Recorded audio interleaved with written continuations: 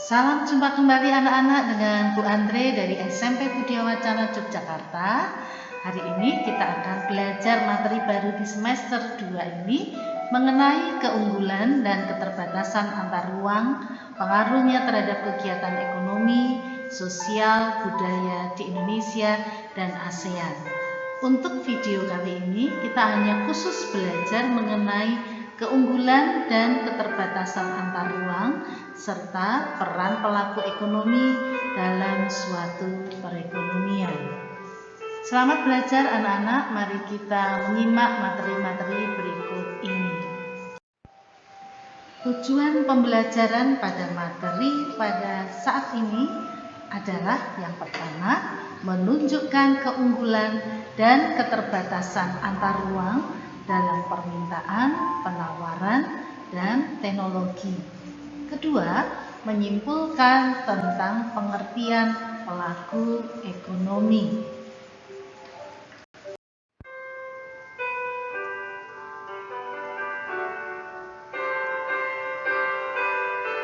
Anak-anak, kita akan masuk mengenai hal yang pertama yang kita pelajari adalah keunggulan dan keterbatasan antar ruang dalam permintaan, penawaran, dan teknologi. Semoga anak-anak masih ingat ya pelajaran pada waktu kelas 7 kalian pernah mempelajari tentang kebutuhan manusia. Kebutuhan manusia tentu bermacam-macam.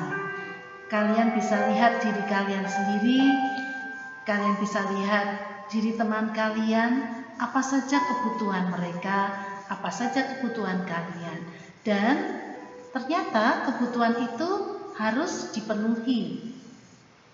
Nah anak-anak, faktor ruang itu juga menentukan tindakan kita sebagai manusia, bahwa kita ini sebagai konsumen. Ini kaitannya dalam rangka kita memenuhi kebutuhan kita yang bermacam-macam. Coba kamu lihat atau kamu bayangkan bahwa masyarakat kota itu ternyata berbeda dengan masyarakat desa, khususnya yang berkaitan dengan perilaku konsumsi. Masyarakat kota biasanya memiliki perilaku yang berbeda dengan masyarakat desa. Misalnya di sini adalah masyarakat di pegunungan, di pesisir pantai. Tindakan dan perilaku tentu juga berbeda dalam mengalokasikan sumber daya yang ada. Jika kita dilihat dari fungsi kita sebagai konsumen, ternyata masyarakat kota itu lebih banyak membeli barang dan jasa daripada masyarakat yang di sekitar pegunungan, masyarakat di desa, masyarakat sekitar pantai. Kenapa bisa terjadi demikian? Karena biasanya masyarakat di kota itu ditunjang dengan pendapatan yang tinggi, ditunjang juga dengan fasilitas-fasilitas, yaitu munculnya pasar-pasar modern. Nah, sementara di daerah pedesaan atau pegunungan, kebanyakan masyarakatnya pendapatannya rendah, akses jalannya kurang baik, juga pendistribusian barang dan jasa ini juga kurang lancar. Maka inilah yang mendorong masyarakat desa atau daerah pegunungan, daerah sekitar pantai itu lebih sedikit membeli barang dan jasa. Anak-anak tentu tahu bahwa barang dan jasa sebagian besar dihasilkan oleh manusia dan hanya sebagian kecil yang disediakan langsung oleh alam.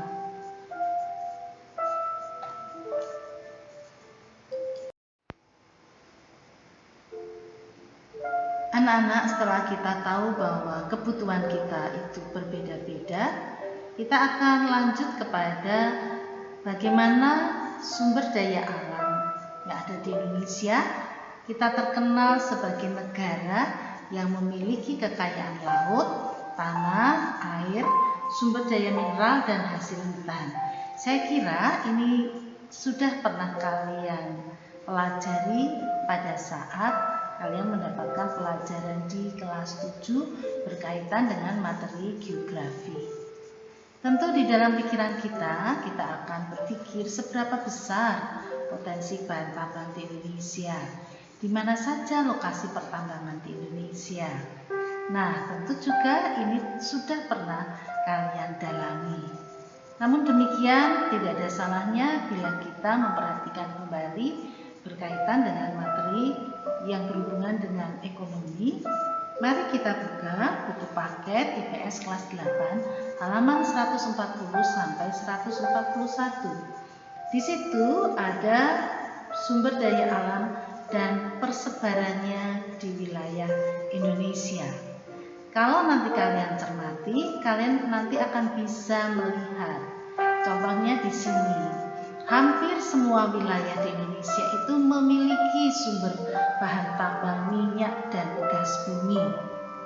Baik di Sumatera, di Jawa, di Bali, di Nusa Tenggara, di Kalimantan, di Sulawesi, Maluku, bahkan sampai di Irian. Namun kalau kita perhatikan, ada 4 wilayah penghasil terbesar minyak bumi di Indonesia, yaitu di Kepulauan Riau, Kepulauan Irian, Sumatera, dan Jawa Timur. Sementara kalau kita perhatikan, penghasil batu bara bisa kita lihat ada di Sumatera Barat, Sumatera Selatan, Bengkulu, dan Kalimantan Selatan. Kita contohkan lagi semen. Semen ada di Aceh, di Sumatera Barat, ada di Jawa Barat, Banten, Jawa Tengah, Jawa Timur, dan Nusa Tenggara Timur. Dan masih banyak lagi yang bisa kalian perhatikan dari halaman 140 sampai 141 tentang persebaran sumber daya alam di wilayah Indonesia. Anak-anak, untuk lebih jelasnya dari apa yang kita pelajari tadi, kalian bisa mencermati peta persebaran sumber daya alam yang ada di Indonesia. Tentu kalian masih ingat bahwa kalian pun pernah pada waktu kelas 7 membuat peta persebaran sumber daya alam yang ada di Indonesia. Silakan kalian cermati sebentar antara pulau satu dengan pulau yang lainnya, karena di sini sudah terlihat gambar-gambar yang menunjukkan sumber daya alam yang dimiliki oleh setiap pulau-pulau yang ada di Indonesia.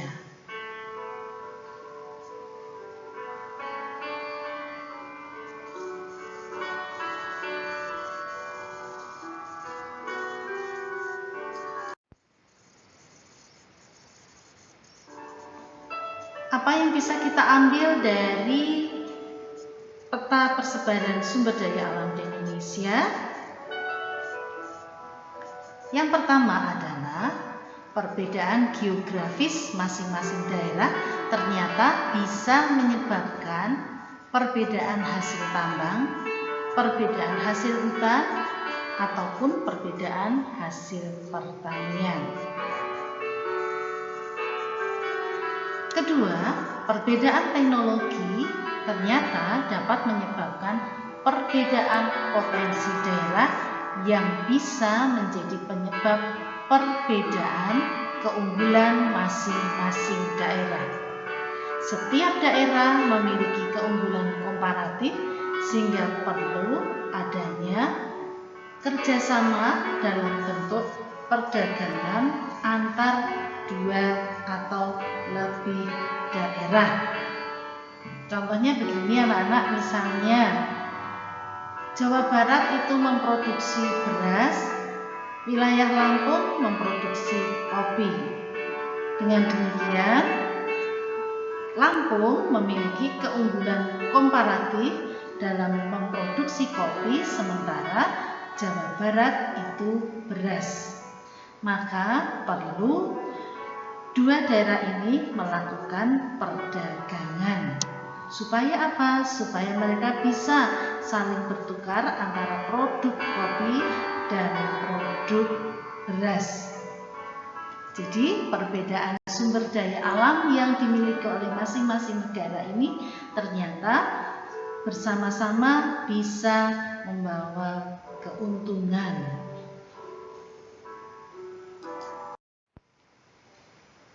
Anak-anak, keuntungan dari pertukaran sumber daya yang berbeda-beda tadi inilah yang menyebabkan terjadinya hubungan atau interaksi dalam dan antar ruang, yaitu berupa kegiatan perdagangan.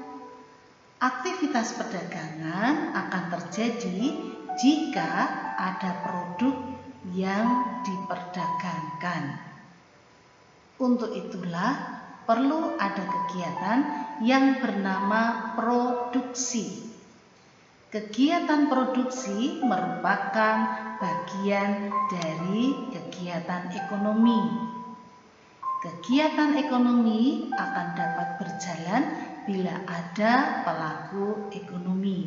Jadi, materi berikutnya setelah kalian mengenal bagaimana banyaknya sumber daya alam yang berbeda antara satu daerah dengan daerah lain adalah kita akan belajar lebih lanjut tentang pelaku ekonomi. Nah, anak-anak, silakan kalian perhatikan ada 4 gambar di sini. Sebelum kita membahas lebih lanjut tentang pengertian pelaku ekonomi, kita lihat gambar yang pertama adalah bapak atau para petani sedang membajak sawah untuk kemudian ditanami padi. Dari padi ini maka terjadilah apa yang disebut dengan beras.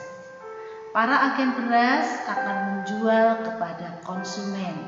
Di sini dicontohkan gambar yang keempat, ibu-ibu membeli beras di agen beras. Ini dicontohkan agen beras yang ada di Jakarta. Kalau kita lihat siklus seperti ini, kita akan tahu siapa sebenarnya pelaku ekonomi.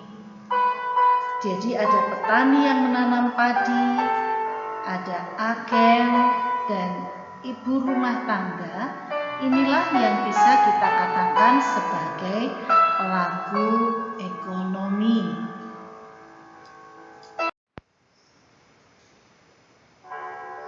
Berikutnya akan Ibu sampaikan ada 4 gambar supaya kamu nanti jelas seperti apakah yang dimaksud dengan pengertian pelaku ekonomi. Gambar yang pertama adalah seorang produsen pupuk yang mengemasi pupuk yang hendak dijual. Yang kedua adalah gambar para siswa belajar di pasar. Gambar ketiga adalah penarikan pajak oleh pemerintah, dan gambar yang keempat adalah distribusi produk impor dari luar negeri. Silakan anak-anak mencermati gambar-gambar tersebut.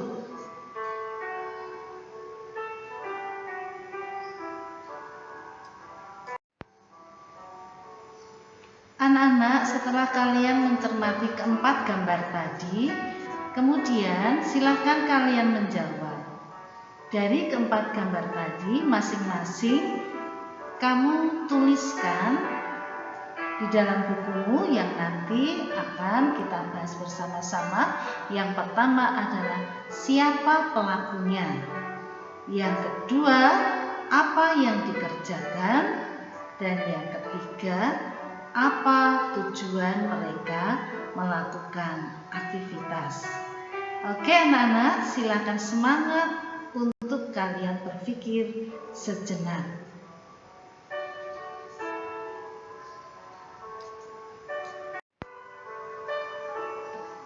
Dari keempat gambar tadi, tentu kalian bisa menjawab. Apakah yang dimaksud dengan pelaku ekonomi? Yaitu orang atau lembaga yang melakukan kegiatan ekonomi. Siapa sajakah pelaku ekonomi? Ada 4 pelaku ekonomi. Yang pertama adalah rumah tangga keluarga atau konsumen. Yang kedua, rumah tangga perusahaan atau produsen. Yang ketiga, rumah tangga pemerintah. Dan yang keempat adalah rumah tangga luar negeri. Sampai di sini semoga kalian paham akan materi yang kita pelajari.